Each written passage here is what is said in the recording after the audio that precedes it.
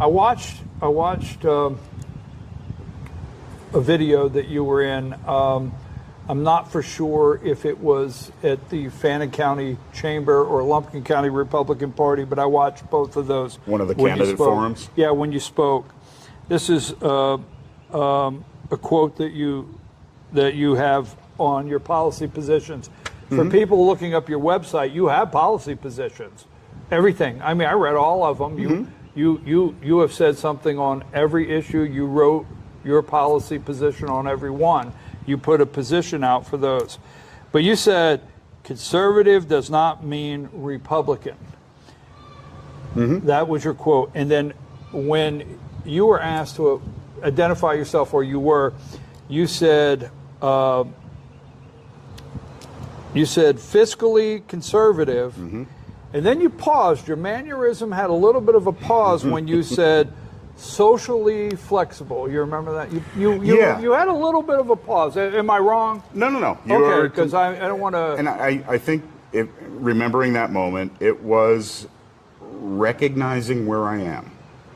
That just uttering the word social or the extended socialist it's a smear. It's being used as a smear. But my personal beliefs and my professional beliefs, I am fiscally conservative. I coined the term stupid spending, and I aim it directly at Atlanta, the General Assembly. The amount of money that is squandered, is spent contradictory to other spending. It's one of the main reasons I'm running, in that I want to see the tax dollars that the state collects used to benefit the people who paid those taxes. And I don't want to go down the rabbit hole arguments of who pays, this percentage means more out of rich people's pockets versus poor, because the percentages are the same. The difference is how much do people have left over after those percentages are paid. So I literally want to fine-tooth comb the state's budget, because I know there is so much waste and just, again, stupid spending that should and needs to be allocated to the people's needs. I am not a socialist, I'm not a communist, but I believe that the government has a core function of supporting its people. And I don't think it's unfair to say that the most vulnerable among us deserve help. Not to say I'm going to turn a blind eye to people abusing that help or taking advantage of it, but you can't argue that people need medical assistance and food assistance and heating fuel in the winter, and there are basic human needs that the government should provide. Well,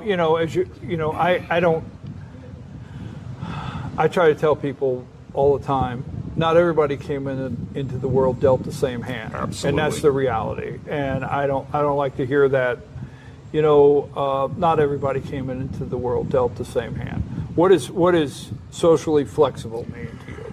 I read all your stuff, and when you say fiscal conservative, I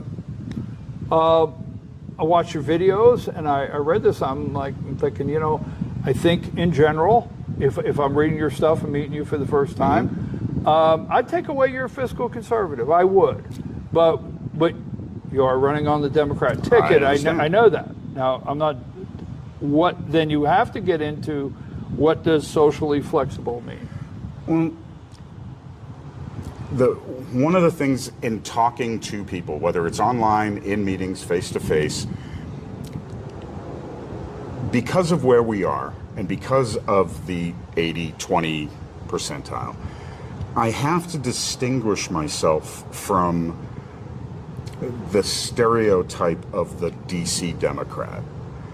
I am not a DC Democrat. I don't aspire to be a DC Democrat. as you said, you've looked at all my issues. Everything in my platform is local. I'll agree with County that. I and will. state. I will agree with that. And that is my focus. I leave the national buzzword politics and the identity politics to other people because those are rabbit holes I don't have the time, the sanity, or the or the interest to go down.